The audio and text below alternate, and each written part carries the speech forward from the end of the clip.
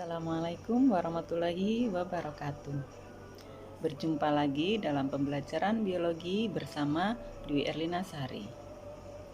Pernahkah kalian membayangkan bahwa sebutir biji tanaman yang berukuran kecil bisa menjadi pohon yang ukurannya sangat besar? Ya, semua makhluk hidup mengalami pertumbuhan dan perkembangan. Apa sebenarnya pertumbuhan itu? Apa perbedaan antara pertumbuhan dan perkembangan? Mari kita temukan jawabannya dalam pembelajaran berikut.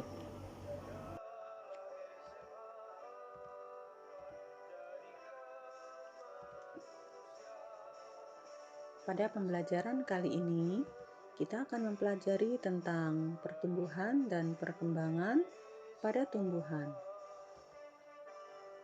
Apakah yang dimaksud dengan pertumbuhan? Pertumbuhan merupakan peristiwa perubahan biologis pada makhluk hidup yang berupa pertambahan ukuran, volume, massa, tinggi, yang bersifat irreversibel atau tidak dapat kembali seperti semula.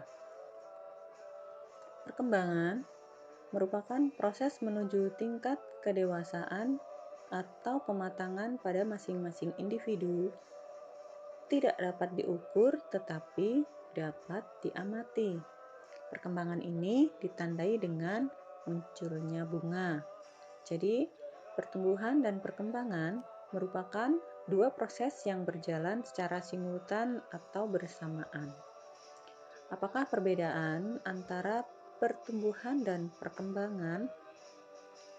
Bisa kita lihat pada tabel berikut bahwa pertumbuhan merupakan pertambahan jumlah dan ukuran sel. Kemudian pertumbuhan bersifat kuantitatif atau dapat diukur. Kemudian, pertumbuhan bersifat irreversibel atau tidak dapat kembali. Sementara pada perkembangan merupakan proses menuju kedewasaan, bersifat kualitatif atau tidak dapat diukur, dan reversibel atau dapat kembali. Proses yang terjadi berikutnya adalah diferensiasi dan organogenesis. Diferensiasi merupakan proses pertambahan jenis dan fungsi sel. Sementara organogenesis merupakan pembentukan organ-organ pada tubuh.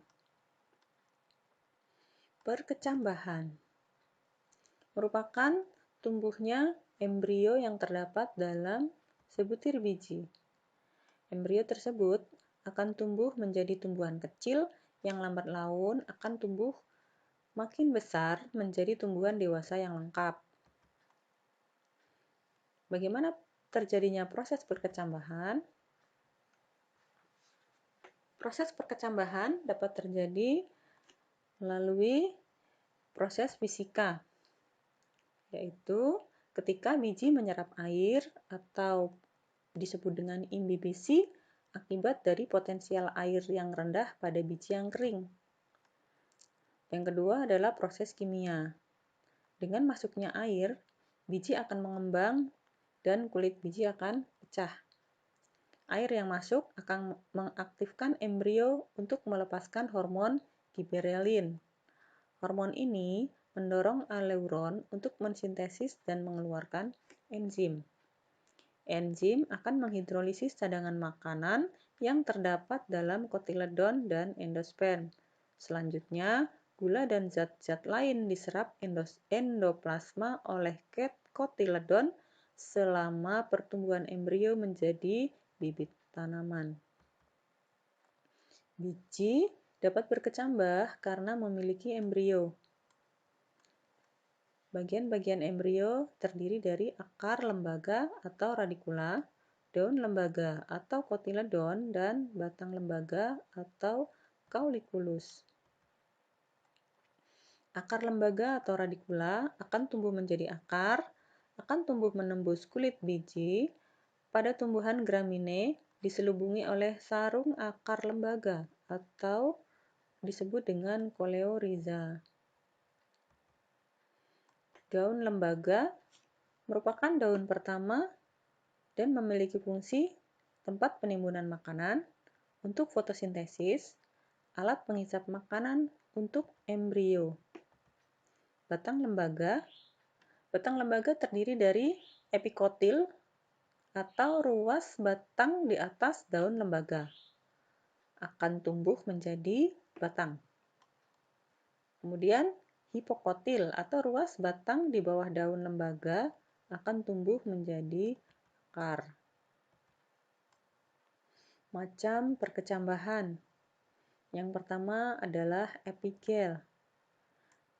Pada tipe epigel, terjadi pembentangan ruas batang di bawah daun lembaga atau hipokotil sehingga menyebabkan daun lembaga dan kotiledonnya terangkat ke atas tanah.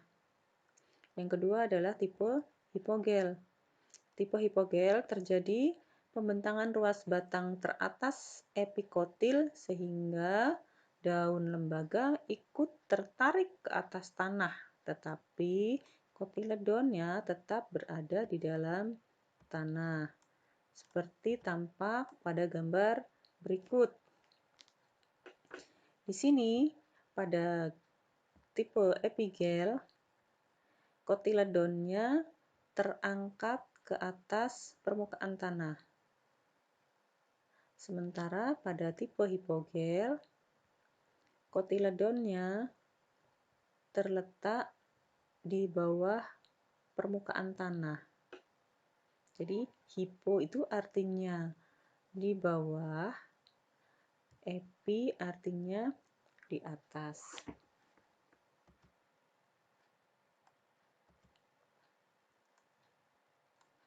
Berikut ini adalah perkecambahan pada monokotil dan dikotil. Gambar sebelah kiri adalah gambar perkecambahan pada monokotil, sementara gambar pada sebelah kanan adalah perkecambahan pada dikotil.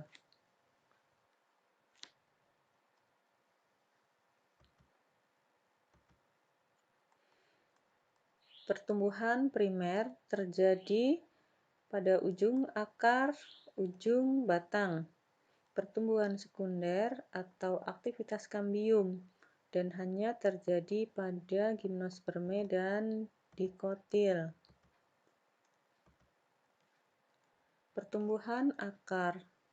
Irisan membujur ujung akar muda menunjukkan adanya 4 daerah pertumbuhan. Yang pertama adalah tudung akar, yang kedua daerah meristem, yang ketiga daerah pemanjangan, yang keempat, daerah diferensiasi. Seperti tampak pada gambar berikut.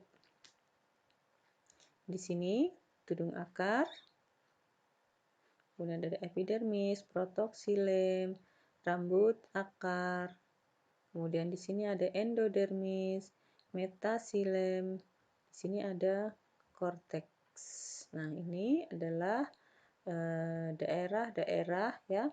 Di sini ada daerah pembelahan, kemudian ada daerah pemanjangan, dan daerah diferensiasi.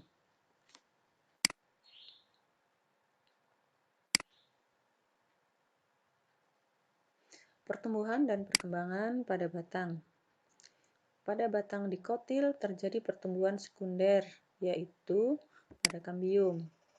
Jaringan kambium membelah secara mitosis. Sel kambium membelah ke arah dalam membentuk xilem sekunder dan ke arah luar membentuk flom sekunder, sedangkan jaringan kambium tetap dipertahankan keberadaannya. Daerah pertumbuhan pada batang terletak di ujung batang dengan pembagian daerah yang berbeda-beda. Meristem apikal atau titik tumbuh batang merupakan massa berbentuk kubah yang dibentuk oleh sel-sel yang membelah pada ujung tunas atau sering disebut dengan kuncup. Daun muncul sebagai tonjolan kecil di sisi-sisi meristem apikal yang disebut dengan primordium. Tunas samping atau aksilar tumbuh dari sel-sel meristem di kanan kiri meristem apikal di dasar primordial daun. Tunas samping berpotensi membentuk cabang batang. Sebagian besar pemanjangan batang dikotil terjadi melalui pertumbuhan antarruas yang lebih tua di bawah ujung batang. Nah, ini adalah gambar dari batang.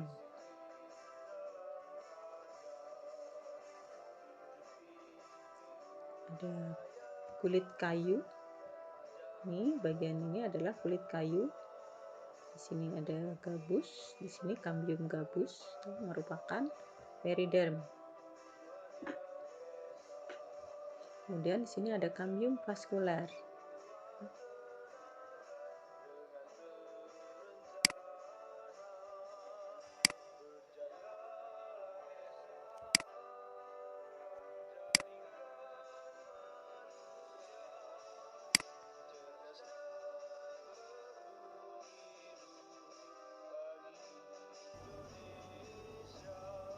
Demikian pembelajaran kita kali ini.